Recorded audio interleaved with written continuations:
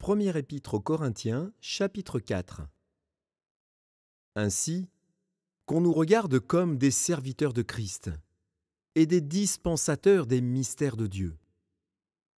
Du reste, ce qu'on demande des dispensateurs, c'est que chacun soit trouvé fidèle. Pour moi, il m'importe fort peu d'être jugé par vous ou par un tribunal humain. Je ne me juge pas non plus moi-même, car je ne me sens coupable de rien. Mais ce n'est pas pour cela que je suis justifié. Celui qui me juge, c'est le Seigneur.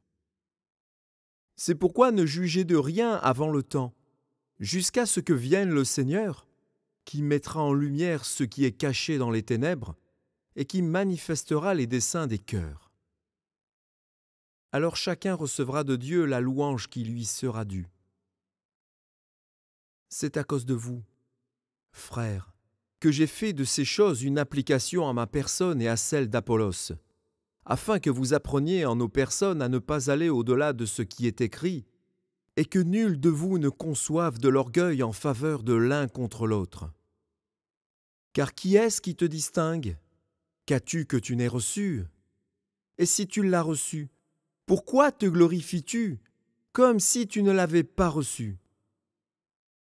Déjà vous êtes rassasiés, déjà vous êtes riches.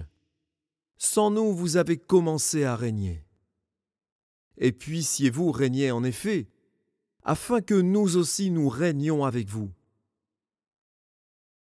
Car Dieu, il me semble, a fait de nous apôtres, les derniers des hommes, des condamnés à mort en quelque sorte, puisque nous avons été en spectacle au monde, aux anges et aux hommes.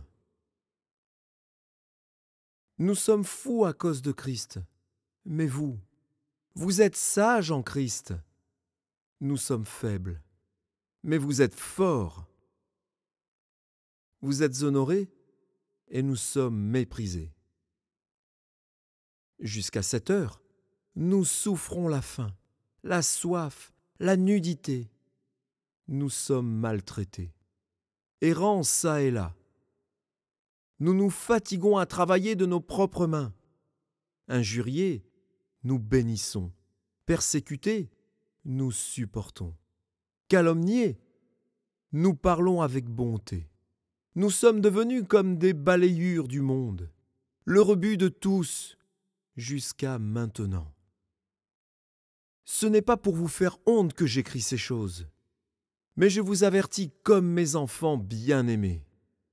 Car, même si vous aviez 10 000 maîtres en Christ, vous n'avez cependant pas plusieurs pères, puisque c'est moi qui vous ai engendré en Jésus-Christ par l'Évangile.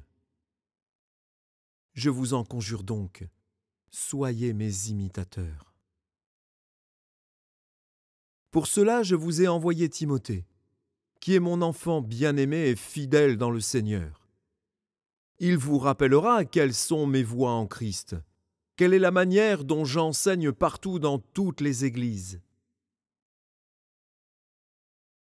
Quelques-uns se sont enflés d'orgueil, comme si je ne devais pas aller chez vous. Mais j'irai bientôt chez vous, si c'est la volonté du Seigneur, et je connaîtrai, non les paroles, mais la puissance de ceux qui se sont enflés. Car le royaume de Dieu ne consiste pas en paroles, mais en puissance. Que voulez-vous? Que j'aille chez vous avec une verge ou avec amour dans un esprit de douceur?